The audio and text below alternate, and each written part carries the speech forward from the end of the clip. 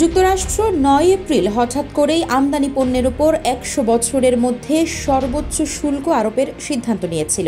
এতে বন্ডের বাজারে বেজে ওঠে অশনি সংকেত। মার্কিন প্রেসিডেন্টের বৈশ্বিক বাণিজ্যে পরিবর্তনের উদ্যোগ গুরুতর অর্থনৈতিক সংকটের কারণ হতে পারে বলে আশঙ্কা দানা বাঁধতে থাকে।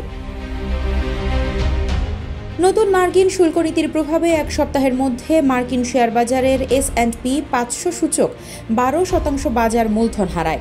এরপরেও ডোনাল্ড ট্রাম্পের প্রশাসনের কর্তা ব্যক্তিরা অব্যাহতভাবে বলতে থাকেন তারা আত্মবিশ্বাসী। তাদের বিশ্বাস ছিল ট্রাম্পের বৈশ্বিক অর্থনীতিতে পরিবর্তন এবং কয়েক দশকের পুরনো বিশ্বায়ন প্রক্রিয়াকে বাতিল করে দেওয়ার পরিকল্পনা বেশ ভালোভাবে কার্যকর হবে। কিন্তু মাত্র কয়েক ঘন্টা পরেই ট্রাম্প তার অবস্থান থেকে সরে আসেন।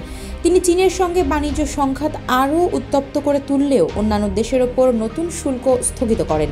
এই আকস্মিক পরিবর্তনের ফলে পুঁজিবাজারের সূচকে বড় ধরনের উত্থান ঘটে।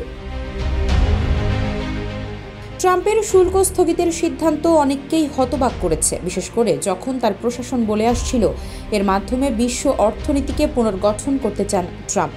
তবে মঙ্গলবার সন্ধ্যা থেকে বুধবার বিকেল পর্যন্ত ট্রাম্প ও তার বাণিজ্য উপদেষ্টারা বহু রিপাবলিকান আইন প্রণেতা এবং বিদেশি নেতাদের সঙ্গে আলাপ করেছেন, যারা বিশ্ববাজারে অস্থিরতা ও বিশ্বজুড়ে ক্রমবর্ধমান মন্দার আশঙ্কা নিয়ে উদ্বেগ প্রকাশ করছিলেন। এমন পরিস্থিতিতে কিছু করার জন্য তারা ট্রাম্পের প্রতি আহ্বান জানিয়েছিলেন। ওয়ালটন আবারও মিলিয়নিয়ার অফারে ওয়ালটন ফ্রিজ কিনে আপনিও হয়ে যেতে পারেন মিলিয়নিয়ার।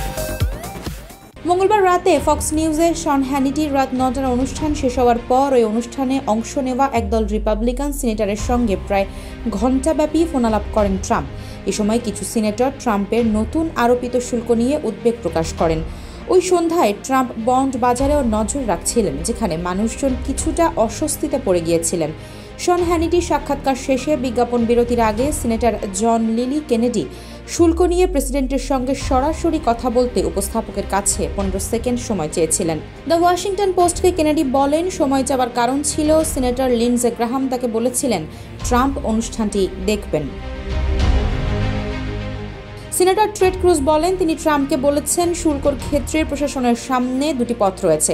একটি হচ্ছে ট্রাম্প অন্যান্য দেশকে তাদের নিজস্ব শুল্ক কমাতে রাজি করানোর জন্য পাল্টা শুল্ক ব্যবহার করতে পারে। অন্যটি হচ্ছে তিনি গত সপ্তাহে ঘোষিত শুল্ক বহাল রাখতে পারেন। এর ফলে অন্যান্য দেশ প্রতিশোধ নিতে বাধ্য হবে। ক্রুজ বলেন, এই কথোপকথন ট্রাম্পকে প্রভাবিত করছে বলে আশা করছেন তিনি। মার্কিন প্রেসিডেন্ট নির্দিষ্ট সময়ের জন্য শুল্ক স্থগিতের যে সিদ্ধান্ত নিয়েছেন তা ক্রুজ ও অন্যান্য সিনেটরদের প্রত্যাশার সঙ্গে সামঞ্জস্যপূর্ণ ছিল বলেও মনে করছেন এই সিনেটর। এরপর বুধবার সকালে ডোনাল্ড ট্রাম্প হোয়াইট হাউসে সিনেটের সংখ্যাগরিষ্ঠ নেতা জন থুনের সঙ্গে বৈঠক করেন এবং সুইজারল্যান্ডের প্রেসিডেন্ট কারিন কেলার সাটারের সঙ্গে মুঠোফোনে কথা বলেন। রাতারাতি 31% শুল্ক আরোপের ফলে সুইজারল্যান্ডের অভিজাত রোলেক্স ঘড়ি এবং চকলেটের বাজারে বড় ধাক্কা লাগে। সুইজারল্যান্ডের প্রেসিডেন্ট এই শুল্কনীতি শিথিল করতে ট্রাম্পকে জোর দেন। এটি তার দেশের অর্থনীতিকে ক্ষতিগ্রস্ত করবে বলেও জানান তিনি। অন্যদিকে বুধবার মার্কিন বাণিজ্য মন্ত্রী হাওয়ার্ড লুটনিক ইউরোপীয় ইউনিয়নের শীর্ষ বাণিজ্য কর্মকর্তা মারোস সেফকোভিচের কাছ থেকে একটি ফোন কল পান। মার্কিন ইস্পাত ও অ্যালুমিনিয়ামের ওপর পাল্টা ব্যবস্থা হিসেবে বুধবার শুল্ক আরোপের অনুমোদন দেয়। এরপরেই ট্রাম্প বিশ্ববাসীর কাছে শুল্ক স্থগিতের বার্তা পাঠান। ট্রাম্পের ঘোষণার পর হোয়াইট হাউসের বাইরে সাংবাদিকদের সঙ্গে কথা বলেন যুক্তরাষ্ট্রের অর্থমন্ত্রী স্কট বেসেন্ট। তিনি বলেন, যেসব দেশ পাল্টা শুল্ক আরোপ করেনি সেসব দেশ পুরস্কৃত হবে। 10% পাল্টা শুল্কের আওতায় থাকবে মেক্সিকো ও কানাডাও। আফসারা নাজ, নিউজ ডেস্ক, ইত্তেফাক।